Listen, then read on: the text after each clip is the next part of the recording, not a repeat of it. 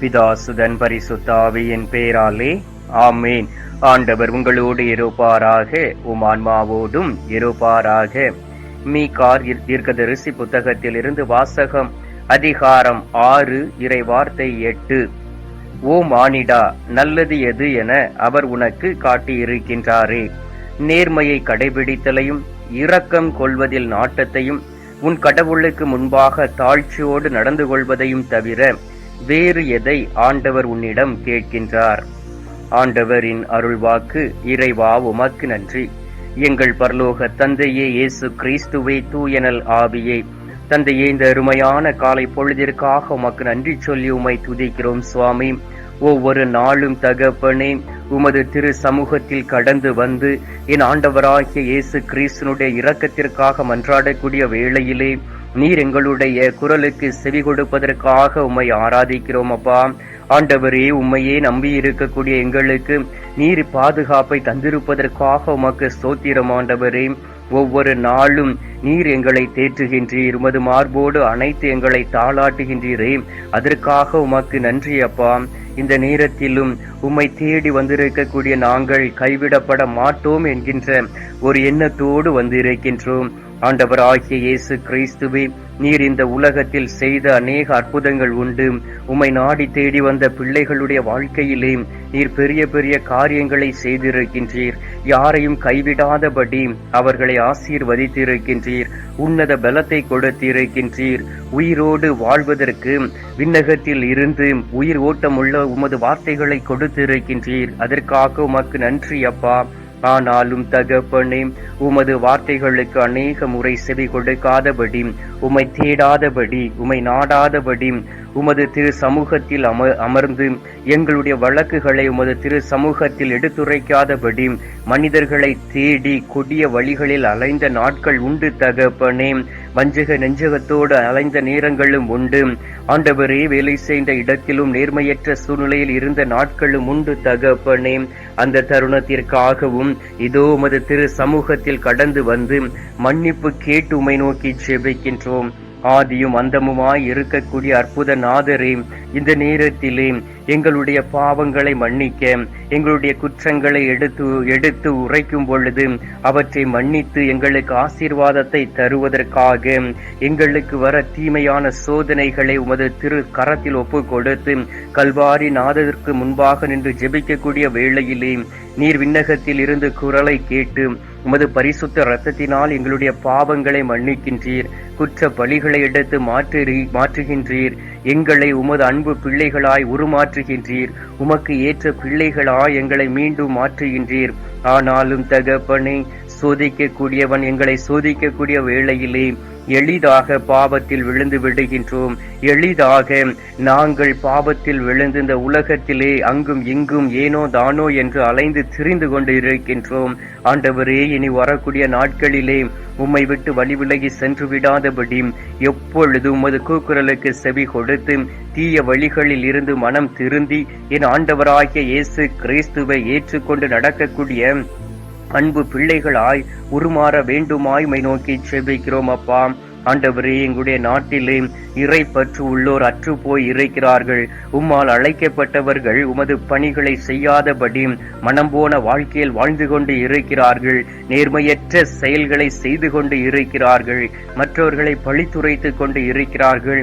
அப்படிப்பட்டவர்களை உமது கல்வாரி சிலுவையிலே ஒப்பு கொடுத்து ஜெபிக்கிறேன் அப்பா.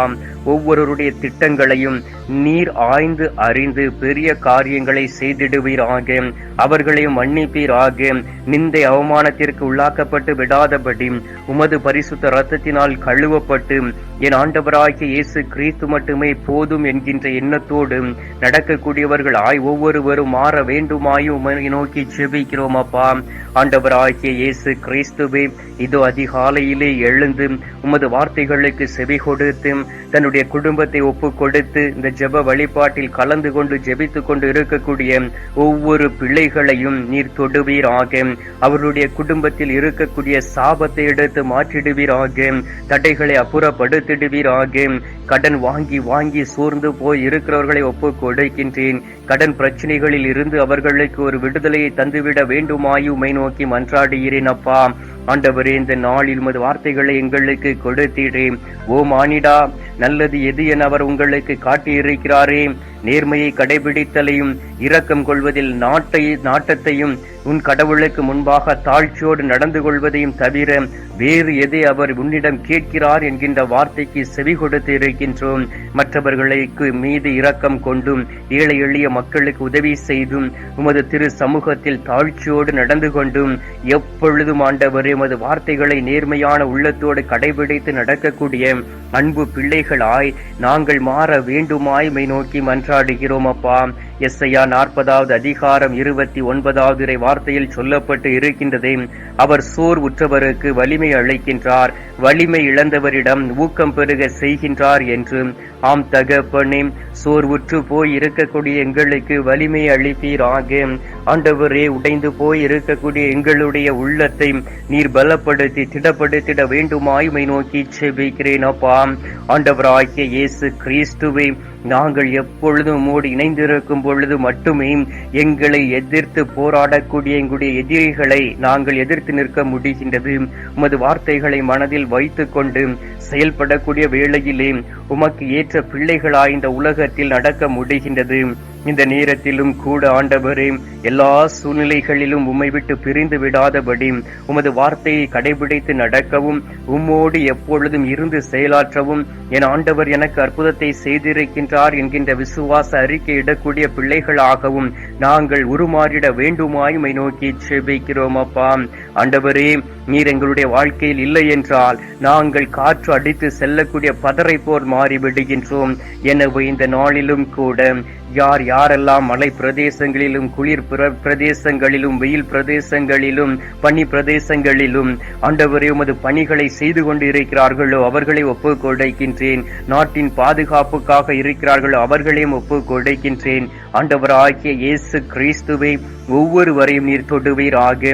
ஒவ்வொரு பிள்ளைகளையும் நீர் தொட்டு அவர்களை எந்த ஒரு தீமையும் அணுகிவிடாதபடி என் ஆண்டவருக்கு ஏற்ற ஒரு வாழ்க்கை வாழ்ந்து எப்பொழுதும் ஆண்டவரே உம்மீது நம்பிக்கை வைத்து புதிய ஆற்றல் பெற்றவர்களாய் உருமாறிட வேண்டுமாய் நோக்கி செபிக்கிறேன் அப்பா. உம்மால் முடியாத காரியம் எதுவும் இல்லை தகப்பனே. எல்லா காரியங்களும் உம்மால் செய்ய முடியும் என்று நாங்கள் விசுவசிக்கிறோம் ஆண்டவரே. ஆண்டவராகிய இயேசு கிறிஸ்துவே, நீரே எல்லாவற்றையும் செய்கின்றீர். நீதிமொழிகள் 8:14 சொல்லப்பட்டு இருக்கின்றதே, திட்டம் இடுவதும் நானே, இட்டதை செய்வதும் நானே, உணர்வும் நானே, வலிமையும் எனதே என்கின்ற வார்த்தையின்படி ஆண்டவரே அனைத்து திட்டங்களையும் நீர் இடுகின்றீர். இட்ட திட்டங்களை செய்யக்கூடிய தெய்வமாய் இருக்கின்றீர். வலிமையை அளிக்கக்கூடியவராய் நீ இருக்கின்றீர். பிள்ளைகளுக்கு வலிமையை அளித்து பலத்தை கொடுத்து நீர் எப்பொழுதும் கூட இணைந்து செயலாற்றிட வேண்டுமாய் நோக்கி ஜெபிக்கின்றோம். நோய்வாய்ப்பட்டு மருத்துவமனையில் இருக்கக்கூடிய பிள்ளைகளை ஒப்புக் கொடுக்கின்றேன். மருத்துவமனைக்கு செல்ல முடியாமல் வீட்டிலிருந்து சிகிச்சை பெற்றுக் கொண்டிருக்கிறவர்களை ஒப்புக் கொடுக்கின்றேன். வயது முதிர்ந்தவர்களை ஒப்புக் கொடுக்கின்றேன். இவர்கள் ஒவ்வொருவரையும் நீர் தொட்டு ஆண்டவரே அவர்களை குணமாக்கி உமது வல்லமையினாலும் பலத்தினாலும் தாங்கிட வேண்டுமாய் நோக்கி செபிக்கிறேன் அப்பா. ஆண்டவராகிய இயேசு கிறிஸ்துவே, இந்த நாளிலும் கூட நேற்றும் இன்றும் மரித்த ஆத்துமாக்களை நினைவு கூறுகின்றோம். விபத்தில் மரித்து போன ஆத்துமாக்களை நினைவு கூறுகின்றோம். எங்களுடைய குடும்பத்தில் மரித்து போன ஆத்துமாக்களை நினைவு கூறுகின்றோம். உத்திரிக்க ஸ்தலத்தில் இருக்கக்கூடிய ஆத்துமாக்களை நினைத்து பார்க்கின்றோம். இவர்களுக்கு உமது திரு சமூகத்திலே நித்திய இளைப்பாறுதலை கொடுத்து வழிநடத்திட வேண்டுமாய் நோக்கி மன்றாடுகிறோம் சுவாமி. ஆண்டவராகிய இயேசு கிறிஸ்துவை, இந்த நாளிலே நீர் எங்களுடைய ஜெபங்களை கேட்டிருப்பதற்காக உமக்கு நன்றி. எங்களுடைய ஜெபங்களை கேட்டு பதில் தந்திருப்பதற்காக உமக்கு ஸ்தோத்திரம்.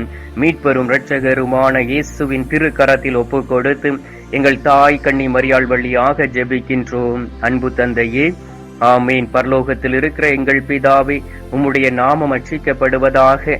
உமது ராஜ்யம் அருக. உமது சித்தம் பரலோகத்தில் செய்யப்படுவது போல பூலோகத்திலும் செய்யப்படுவதாக.